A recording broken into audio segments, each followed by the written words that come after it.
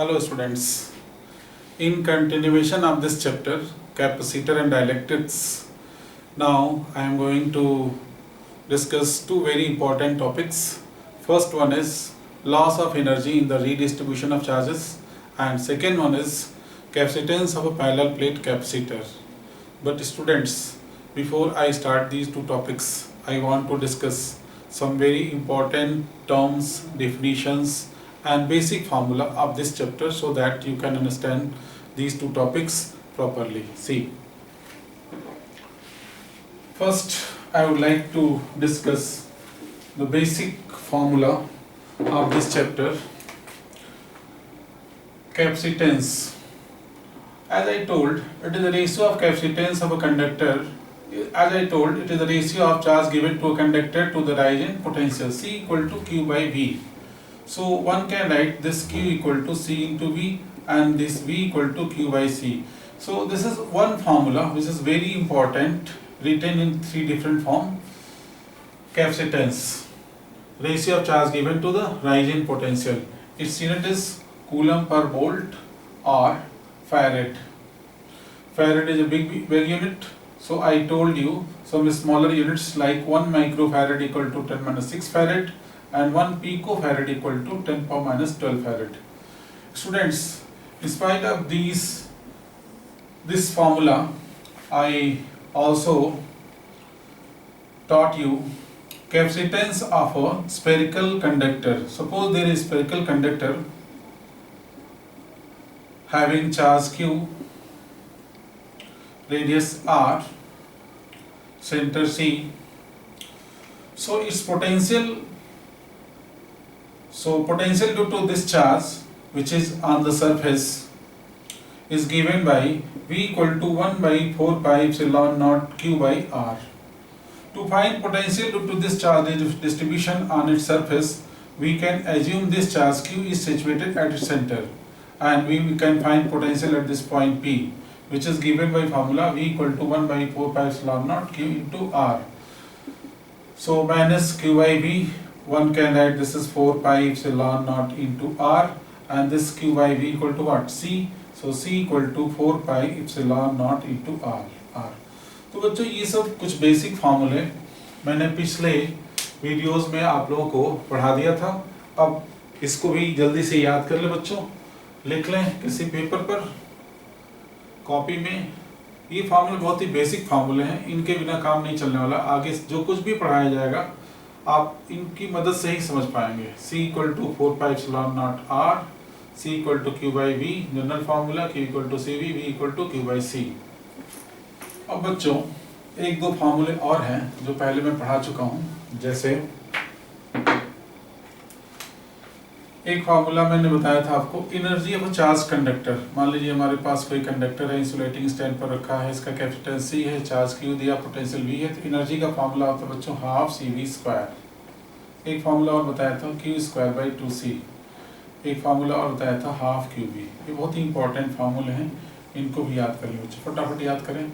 U equal to half CV square, U equal to Q square by 2C and half QB. बहुत ही important फार्मूले हैं. मैंने बताया था कि आगे हम लोग सीरीज पैरेलल कॉम्बिनेशन पढ़ेंगे, उसमें इस फार्मूले को हम लोग पैरेलल कॉम्बिनेशन में यूज करेंगे, इस फार्मूले को सीरीज में यूज करेंगे. क्यों? क्योंकि पैरेलल कॉम्बिनेशन में पोटेंशियल डिफरेंस सेम होता है, सीरीज में हर जगह चार्ज सेम होता है. एक ही चार्ज कई सारे कैपेसिटर्स पर अपीयर होगा, जिसके कारण ये फार्मूला यूज करना ज़्यादा यूजफुल रहता है. अदरवाइज मिक्स सारे फार्मूले यूज होते हैं, लेकिन आपको इस सीक्वेंस में याद करने पर प्रॉब्लम करने में थोड़ी आसानी होगी. पहला फार्मूला क्या बच्चों? U equal to half CV square, दूसरा फार्मूला है Q स्क्वायर बाई 2C और third one is half QB. इसको भी नोट कर ले बच्चों. इसके अतिरिक्त मैंने पिछले वीडियो में आपको पढ़ाया था रीडिस्ट्रीब्यूशन ऑफ चार्जेस, जिसमें बताया था मैंने कॉमन पोटेंशियल का फार्मूला, जिसमें ये बताया था कि सपोज करिए हमारे पास दो कंडक्टर है, एक का कैपेसिटेंस C1, दूसरे का C2. इस पर चार्ज Q1 दिया, जिसके कारण पोटेंशियल इसका हो गया V1. दूसरे पर चार्ज Q2 दिया, इसका पोटेंशियल हो गया बच्चों V2. तो यहाँ पर चार्ज Q1 क्या है? C1 V1. यहाँ पर चार्ज Q2 क्या है बच्चों? C2 V2. तो टोटल चार्ज क्या हो गया बच्चों? C1 V1 plus C2 V2. जब हम इन दोनों को ज्वाइन कर देते हैं किसी एक कनेक्टिंग वायर से, तो इसके बाद दोनों का पोटेंशियल सेम हो जाता है। कैपेसिटेंस में कोई फर्क नहीं पड़ेगा, पोटेंशियल दोनों का कॉमन हो गया था। भी नया चीज बच्चों आ गया था Q1 डैश और Q2 डैश। तो कॉमन पोटेंशियल का फॉर्मूला ड्राइव किया गया था पिछले वीडियो में, C1V1 plus C2V2 by C1 plus C2। मैंने इसको एक और फॉर्म में बताया था याद करने के लिए, total charge by total capacitance. So this is the formula for common potential after redistribution of charge between two conductors. And Q1 dash equal to बताया था बच्चों C1V, Q2 dash equal to C2V। So Q1 dash by Q2 dash equal to C1 by C2। तो ये बच्चों हम फार्मूले पीछे के वीडियोस में पढ़ा चुके हैं। यहाँ पर जो लोग भी पीछे के वीडियो देखे होंगे बहुत आसानी समझ में आया होगा, लेकिन जिन्होंने पीछे के वीडियोस नहीं देखे हैं, नोट नहीं बनाए हैं, फार्मूले याद नहीं किए हैं, उनको थोड़ा डिफिकल्ट लगेगा। तो उनसे रिक्वेस्ट है कि पीछे के सारे वीडियो कैपेसिटर के देख लें एक दो बार, नोट्स बना लें, फार्मूलों को याद कर लें, तो आसानी से अब जो आगे मैं पढ़ाने जा रहा हूँ वो समझ में आएगा। जल्दी देख लें बच्चों, कॉमन पोटेंशियल का formula C1V1 plus C2V2 by C1 plus C2। ये फार्मूला अभी मैं यूज करूंगा। Common potential V equal to C1V1 plus C2V2 by C1 plus C2। ना बच्चों, आज का जो पहला टॉपिक पढ़ने जा रहे हैं हम लोग, वो है बच्चों loss of energy in the redistribution of charges. So बच्चों अब हम लोग पढ़ेंगे इस चैप्टर का एक बहुत ही important derivation concept, loss of energy in the redistribution of charges. Students, अगर दो अलग अलग कंडक्टर्स हैं, इन पर चार्ज दिया जाए तो दोनों का पोटेंशियल अलग अलग हो सकता है, सिमिलर भी हो सकता है। मान लीजिए दोनों पर अलग अलग चार्ज दिया और दोनों का पोटेंशियल डिफरेंट है। एक का पोटेंशियल मान लीजिए V1 है, दूसरे का V2 है। ठीक, तो जो भी हमने चार्ज दिया है जिसके कारण उसका पोटेंशियल कुछ राइज किया है, हर एक कंडक्टर का अपना कुछ कैपेसिटेंस है, तो हर एक कंडक्टर की अपनी कुछ एनर्जी होगी। उस एनर्जी को हम लोग बिफोर रीडिस्ट्रीब्यूशन निकाल लेंगे। तो फर्स्ट टाइम जो हम चार्ज देंगे उसको डिस्ट्रीब्यूशन कहेंगे, बाद में दोनों को हम आपस में कनेक्ट कर देंगे। तो charge will start flowing from one conductor to other till the potential of both conductor become same. When the potential of both conductor will be same, then we will again find potential energy of this system of charges. तो पहले एक बार निकालेंगे energy before redistribution और एक बार निकालेंगे after redistribution. मान लेंगे पहले वाली एनर्जी U1 है, बाद की एनर्जी मान लेंगे U2 है, फिर उसमें चेंज निकालेंगे, U1 माइनस U2 फाइंड करेंगे। अगर वो पॉजिटिव आया तो कहेंगे एनर्जी लॉस हो रहा है, अगर वो निगेटिव आएगा तो हम कहेंगे एनर्जी गेन हो रही है, अगर वो जीरो आया तो हम कहेंगे एनर्जी में नो लॉस नो गेन। सो बच्चों हम लोग शुरू करते हैं। डेरिवेशन बहुत ही इंपॉर्टेंट है, टॉपिक है, नोट कर लें, loss of energy in the redistribution of charges. Loss of energy in the redistribution of charges.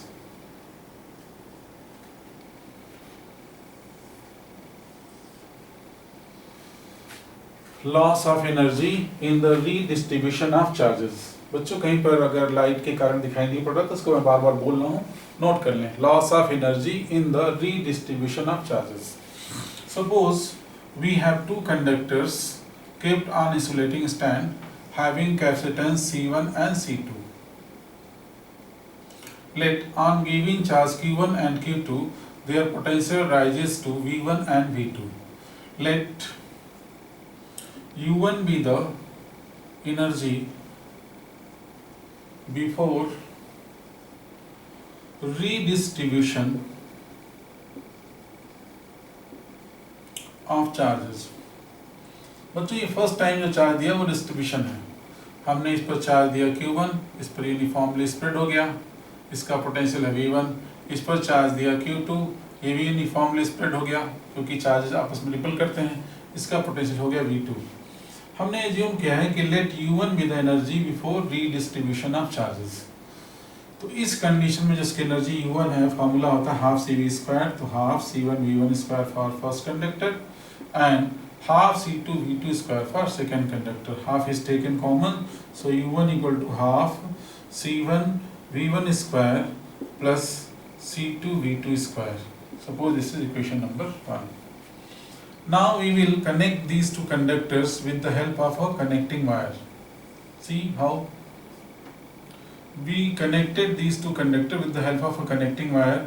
Capacitance will remain same. मैंने बच्चों आप लोगों को बता रखा है किसी भी कंडक्टर के कैपेसिटेंस पर चार्ज का कोई इफेक्ट नहीं पड़ता है। किसी कंडक्टर को हम चार्ज दें अथवा ना दें, ठीक, उसके चार्ज रखने की जो कैपेसिटी है, कैपेसिटी टू होल्ड चार्ज, उस पर कोई इफेक्ट नहीं पड़ता है। So capacitance of a conductor is independent of the amount of charge given to it. It is a fixed quantity, constant quantity for a given conductor. When we connect these two conductors with the help of connecting wire, the charge will start flowing from one conductor to other till the potential of both conductor becomes same. Potential of both conductor becomes V and this potential is called common potential. अभी थोड़ी देर पहले बच्चों इसका formula बताया था मैंने, C1 V1 plus C2 V2 by C1 plus C2. अब बच्चों आफ्टर रीडिस्ट्रीब्यूशन चार्ज की वैल्यू चेंज हो जाएगी दोनों कंडक्टर पर। जिस कंडक्टर की कैपेसिटी ज़्यादा होगी वहाँ ज़्यादा चार्ज रुकेगा और जिस कंडक्टर की कैपेसिटी कम होगी वहाँ पर ज़्यादा चार्ज नहीं, कम चार्ज रुकेगा। तो मान लीजिए आफ्टर रीडिस्ट्रीब्यूशन यहाँ चार्ज हो गया Q1 डैश और यहाँ पर चार्ज हो गया बच्चों Q2 डैश। देख लीजिए ध्यान से, आफ्टर रीडिस्ट्रीब्यूशन मान लीजिए यहाँ पर चार्ज हो गया Q1 डैश और यहाँ पर हो गया Q2 dash. Now let U2 be the energy after redistribution.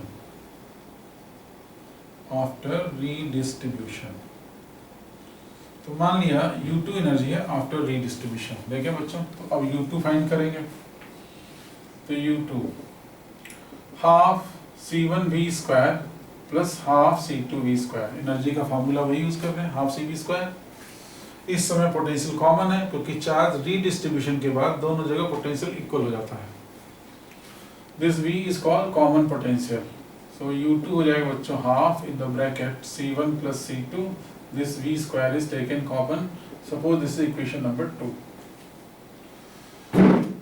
बच्चों अभी थोड़ी देर पहले मैंने रिवीजन बताया था आपको कि कॉमन पोटेंशियल V का फॉर्मूला होता है C1V1 plus C2V2 by C1 plus C2. Putting this value in equation 2, putting in equation 2. So U2 equal to half C1 plus C2 into common potential V, C1 V1 plus C2 V2 by C1 plus C2 का whole square. बच्चों यहाँ power 2 है, यहाँ power 1 है, तो C1 plus C2 के दो power में से एक पावर कैंसिल हो जाएगा। तो U2 का फॉर्मूला हो जाएगा बच्चों हाफ C1 C2 कट गया, C1 plus C2 कट गया, तो ब्रैकेट बचा C1 V1 plus C2 V2 whole square by C1 plus C2। ध्यान से देखें बच्चों, this is what equation number 3। एक बार नोट कर ले ध्यान से देख करके, जल्दी नोट करें क्योंकि मैं इसको इरेज करने वाला हूँ। वीडियो को पॉज करिए, नोट करिए। अब हम लोग बच्चों फाइंड करेंगे delta U। U1 minus U2. U1 is the energy before redistribution and U2 is the energy after redistribution. U2 is the energy after redistribution. We are going to find delta U which is U1 minus U2. अगर बच्चों ये positive आया, अगर ये positive आता है इसका मतलब क्या है कि U1 ज़्यादा है U2 कम है, तो हम कहेंगे लॉस, एनर्जी लॉस हो रही है। अगर बच्चों ये निगेटिव आया तो क्या कहेंगे, इसका मतलब ये ज़्यादा है, बाद का ज़्यादा है, पहले का कम है, तो कहेंगे एनर्जी गेन हो रही है। और अगर जीरो आया तो क्या कहेंगे, no loss no gain, no loss no gain. ठीक, सॉल्व करते हैं, फाइंड करते हैं कि क्या आता है। पहले हम डेल्टा U फाइंड करेंगे U1 माइनस U2। चलिए बच्चों अब कुछ चीजें मुझे इरेज करनी पड़ेंगी। तो ये है एनर्जी बिफोर रीडिस्ट्रीब्यूशन और यहाँ पर ये U2 है एनर्जी आफ्टर रीडिस्ट्रीब्यूशन। इसको छोड़ करके पूरा इरेज कर दिया। अब हम लोग फाइंड करेंगे बच्चों delta U, change in energy. तो डेल्टा U बच्चों थोड़ा और नीचे लिख दें, delta U U1 minus U2, U1 की वैल्यू देखिए बच्चों यहाँ पर है, नोट करते हैं, half in the bracket C1 V1 square plus C2 V2 square minus U2 में क्या है बच्चों, half in the bracket C1 V1 plus C2 V2 whole square by C1 plus C2। बच्चों ध्यान से देख ले क्या बोला मैंने, डेल्टा U फाइंड कर रहा है U1 माइनस U2। अब ये U1 माइनस U2 फाइंड करने के लिए पहले U1 की वैल्यू यहाँ से उठा करके U1 के जब पर रख दिया, जिसको मैंने यहाँ लिखा है, फिर U2 की वैल्यू यहाँ रखनी है, ठीक है, तो U2 की वैल्यू माइनस करके यहाँ रख दिया। तो बेसिकली ये क्या फाइंड कर रहे हैं हम, डेल्टा U की वैल्यू फाइंड कर रहे हैं, जो U1 माइनस U2 है, जिसमें U1 की वैल्यू यहाँ से रख दी गई और U2 की वैल्यू यहाँ से कॉपी कर लिया गया, ठीक। Delta U now half is taken common. बच्चों ऐसा करते हैं, एलसीएम ले लेते हैं इसका, ठीक, बड़े आसानी से सॉल्व हो जाएगा। अब कुछ नहीं करना, बस थोड़ी सी मैथमेटिकल कैलकुलेशन है, फाइनल रिजल्ट आ जाएगा। देखो बच्चों ध्यान से, दोनों ये डायमीटर में 2 है, यहाँ पर C1 प्लस C2 है, तो ये हो गया LCM 2 into C1 plus C2, ये इधर मल्टीप्लाई हुआ, तो C1 V1 square C2 V2 square into this C1 plus C2 will be multiplied minus C1 V1 plus C2 V2 whole square। Now delta U, इसको multiply करते हैं C1 square V1 square plus इसको यहाँ multiply करते हैं C1 C2 V2 square, फिर इसको multiply करते हैं दोनों में, प्लस इसको मल्टीप्लाई करें यहाँ पर C1 C2 V1 स्क्वायर, इसको यहाँ मल्टीप्लाई करते हैं बच्चों, तो plus C2 square V2 square, ये दोनों में मल्टीप्लाई हो गया, माइनस बच्चों ये C1 C2 को इससे मल्टीप्लाई करके लिख लिया गया, माइनस इसका होल स्क्वायर करते हैं, C1 square V1 square plus C2 square V2 square plus 2C1 C2 V1 V2, इसका whole square, A plus B का होल स्क्वायर का फॉर्मूला लगा दिया बच्चों। डिनोमिनेटर में क्या है बच्चों, देखें 2C1 प्लस C2, ध्यान से देख लीजिए, स्टेप नोट कर लीजिए जल्दी से।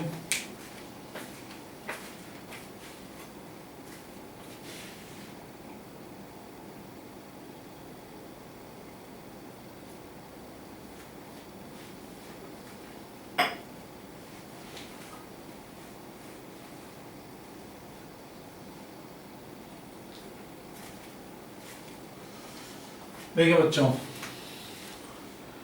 ये C1 V1 स्क्वायर से ये negative C1 V1 square cancel हो जाएगा, माइनस साइन है यहाँ पर, C2 V2 स्क्वायर से ये C2 V2 स्क्वायर भी कैंसिल हो जाएगा, क्योंकि ये निगेटिव प्लस को माइनस कर देगा। अब जो वेरिएबल बचे हैं उनमें देखिए क्या कॉमन है, C1 C2 यहाँ भी है, C1 C2 यहाँ भी है, C1 C2 यहाँ भी है, तो हम इसको लिखेंगे ऐसे, delta U C1 C2 taken common, bracket में V2 स्क्वायर यहाँ से प्लस V1 स्क्वायर यहाँ से, माइनस ये अंदर जाके इस प्लस को माइनस कर देगा, C1 C2 is taken common, तो 2V1 V2, बहुत बढ़िया। Now in denominator 2C1 plus C2, देखो बच्चों इसको हम लिख सकते हैं C1 C2 in the bracket V2 minus V1 whole square by 2C1 plus C2। So delta U is equal to, आ गया बच्चों final formula loss in energy का, C1 C2 V2 minus V1 का होल स्क्वायर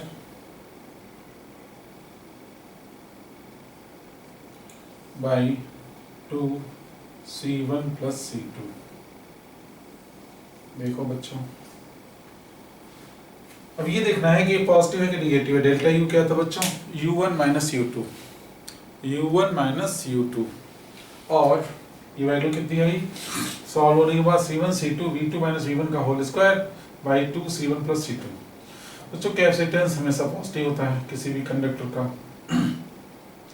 यहाँ पर V2 minus V1 positive negative कुछ भी आएगा, जिसमें होल स्क्वायर तो पॉजिटिव आएगा, इसका मतलब डेल्टा U की वैल्यू जो सॉल्व होकर आएगी दैट विल बी पॉजिटिव। इसका मतलब ये है कि there is loss in energy. Why loss, क्योंकि U1 माइनस U2 किया था, इसका मतलब U1 बड़ा है U2 छोटा है, तभी तो पॉजिटिव आया।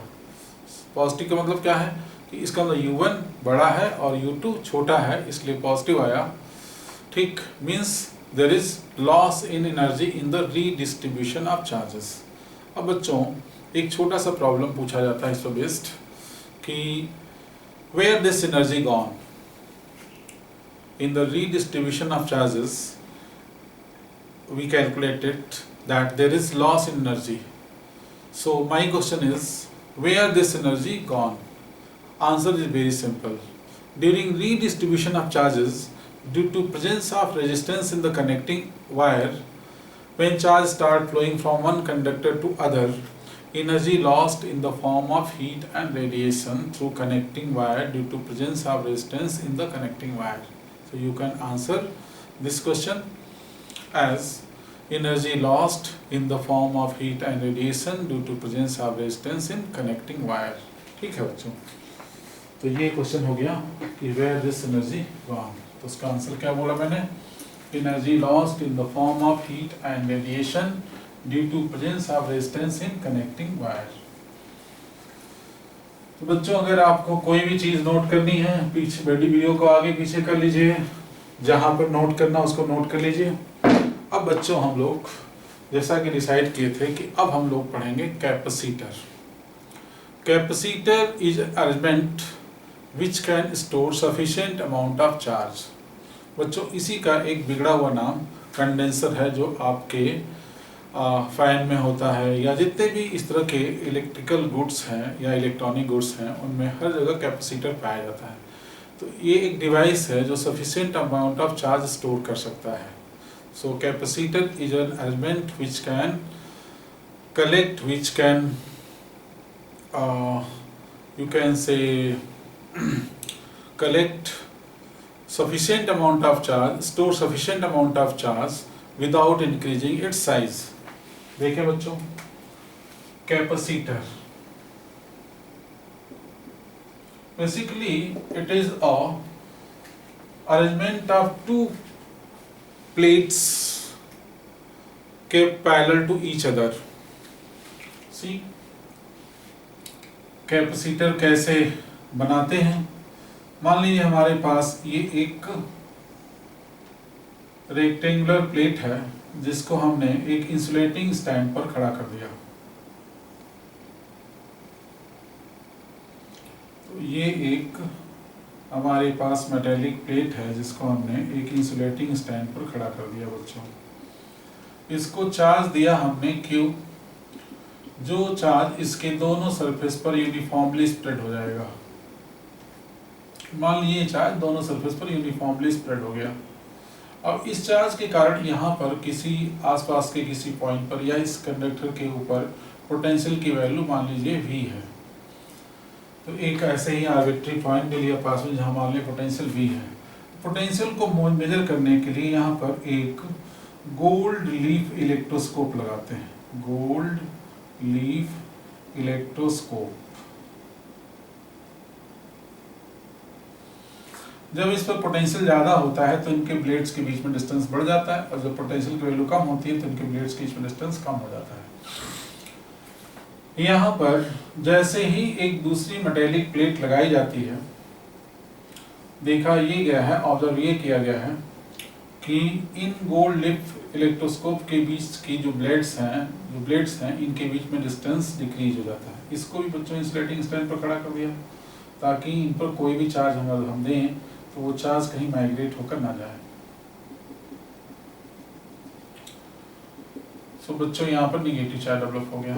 क्यों निगेटिव चार्ज डेवलप? मेटल की प्लेट है, इस प्लेट के पास जब लाएंगे तो इसके फ्री इलेक्ट्रॉन अट्रैक्ट होकर इधर आ जाएंगे। देखिए ध्यान से, ये प्लेट पर पॉजिटिव चार्ज दिया दोनों तरफ, इधर भी इधर भी। बस जैसे ही दूसरी प्लेट लाएंगे, ठीक इसके अंदर फ्री इलेक्ट्रॉन अट्रैक्ट होकर इधर आ जाएंगे, जिसके कारण इसका पूरा पॉजिटिव चार्ज एक ही साइड में आ जाएगा। तो इसका मतलब ये है कि अब पूरा पॉजिटिव चार्ज इसका एक ही साइड में है और इसके फ्री इलेक्ट्रॉन्स अट्रैक्ट होकर इधर आ गए। Due to deficiency of electron दूसरे साइड में पॉजिटिव चार्ज डेवलप हो जाएगा। अब बच्चों देखो यहाँ पर अगर हम इसकी कैपेसिटेंस की बात करें C = Q/V, आप देखोगे जैसे ही दूसरी मेटल प्लेट लगाई जाती है, इनके बीच में ये जो गोल्ड इलेक्ट्रोस्कोप है, इनके बीच की पत्तियों के बीच की दूरी डिक्रीज हो जाती है। क्यों? क्योंकि यहाँ पर जो निगेटिव चार्ज आया और जो पॉजिटिव चार्ज आया, तो ये निगेटिव चार्ज यहाँ पोटेंशियल को डिक्रीज करेगा, लेकिन ये पॉजिटिव चार्ज यहाँ पोटेंशियल को इंक्रीज करेगा। बच्चों पोटेंशियल एक स्केलर क्वांटिटी है, मैंने ऑलरेडी बता रखा है कि पोटेंशियल की वैल्यू निकालने के लिए हम चार्ज का साइन रखते हैं। तो किसी पॉजिटिव चार्ज के कारण किसी पॉइंट पर पोटेंशियल पॉजिटिव क्रिएट होता है, और किसी निगेटिव चार्ज के कारण उसी पॉइंट पर पोटेंशियल पॉजिटिव क्रिएट होता है। तो पॉजिटिव चार्ज किसी भी पॉइंट पर पोटेंशियल को इंक्रीज करता है, तो निगेटिव चार्ज सेम पॉइंट पर पोटेंशियल को डिक्रीज करता है। तो यहाँ पर ये निगेटिव चार्ज इस पॉइंट पर पोटेंशियल डिक्रीज करेगा, या इस मेटल के ऊपर पोटेंशियल को डिक्रीज करेगा, तो ये पॉजिटिव चार्ज वहाँ पर इंक्रीज करेगा। In comparison to this positive charge this negative charge is closer, तो थोड़ा सा पोटेंशियल यहाँ पर घटेगा, क्योंकि ये ज़्यादा इफेक्टिव होगा इन कंपेरिजन टू इस पॉजिटिव चार्ज के। तो पोटेंशियल को कम दिखाने के लिए हम थोड़ा छोटा लिख देंगे बच्चों, थोड़ा सा छोटा लिख दिया, चार्ज उतना ही बड़ा लिख दिया। अब डिनोमिनेटर छोटा हो गया तो ये वैल्यू थोड़ी बढ़ जाएगी।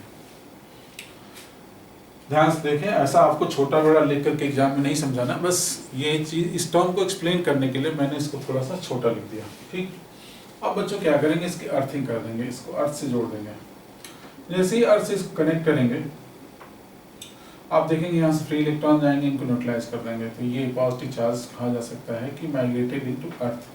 तो अब केवल बच्चों यहाँ निगेटिव चार्ज बचा, ये निगेटिव चार्ज यहाँ पोटेंशियल को बहुत ज़्यादा डिक्रीज कर देगा, क्योंकि अब पॉजिटिव चार्ज जो था वो तो हट गया, तो अब पोटेंशियल की वैल्यू बहुत डिक्रीज हो जाएगी। तो हम इसको और छोटा लिख देंगे, चार्ज इतना ही बड़ा है न्यूमरेटर में जो है एज इट इज, तो बच्चों कैपेसिटेंस की वैल्यू और बड़ी हो जाएगी। तो इस अरेंजमेंट से इसका कैपेसिटेंस बढ़ गया। अब इसको बच्चों और ज़्यादा हम चार्ज स्टोर करा सकते हैं इसके ऊपर अगर चाहें तो। कैपेसिटेंस बढ़ गया, इतना बड़ा हो गया, हमने इतना बड़ा लिख दिया, तो अब हम चाहें तो यहाँ पर और फर्दर चार्ज की सप्लाई कर सकते हैं चार्जिंग मशीन से। तो यहाँ पर ज़्यादा चार्ज स्टोर करके एटलीस्ट उतना पोटेंशियल तो हम कर ही सकते हैं जितना पहले था, तो हमने ज़्यादा चार्ज स्टोर कर लिया। तो इस तरह से हम अगर एक प्लेट के पैरेलल में दूसरी प्लेट रख देते हैं तो उससे इसका पोटेंशियल डिक्रीज हो जाता है, जिसके कारण इस पर चार्ज होल्ड करने की कैपेसिटी बढ़ जाती है। तो यही सिस्टम कहलाता है बच्चों कैपेसिटर, एक ऐसा अरेंजमेंट जिसमें हम sufficient amount of charge store कर सकते हैं विदाउट इंक्रीजिंग इट्स साइज। देखिए बच्चों ध्यान से, अब जल्दी इसको नोट कर लें, अदरवाइज इसको तो कुछ लिखना उतना नहीं है इसमें बहुत ज़्यादा आपको, बस कैपेसिटर स्टार्ट करने के लिए इसका जो कॉन्सेप्ट है कि क्यों दूसरी प्लेट लगाते हैं, उससे क्या फ़ायदा होता है, ये मैंने इसमें एक्सप्लेन किया है। अब हम लोग पढ़ेंगे capacitance of a parallel plate capacitor. देखो बच्चों ध्यान से, capacitance of a parallel plate capacitor. Capacitance of a parallel plate capacitor बहुत इंपॉर्टेंट टॉपिक है इस चैप्टर का, इसको मैंने लिख भी दिया, वेरी इंपॉर्टेंट टॉपिक। तो सपोज करिए बच्चों यहाँ पर हमारे पास एक पॉजिटिव चार्ज प्लेट है, जिसको हमने एक इंसुलेटिंग स्टैंड पर खड़ा कर दिया, और इस पर हमने किसी चार्जिंग मशीन की मदद से कुछ चार्ज सप्लाई कर दिया। यहाँ पर पॉजिटिव चार्ज दिया है, चार्ज की बच्चों वैल्यू क्यू है, इसका एरिया मान लीजिए ए है, area of the plate suppose कर लिए बच्चों ए है। इसके पैरेलल में एक और दूसरी प्लेट लगाएंगे बच्चों, so there is another plate kept parallel to the first plate,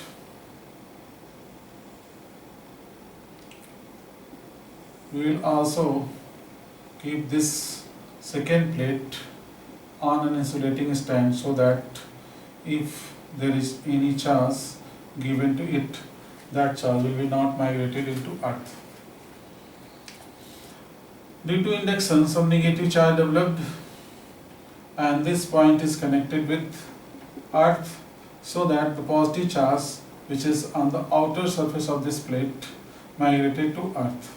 So only minus negative charge remain on this second plate. Suppose this is plate number 1 and this is plate number 2. Both have same area of both conductors are seen. So charge given to first plate is Q, area is A, therefore surface charge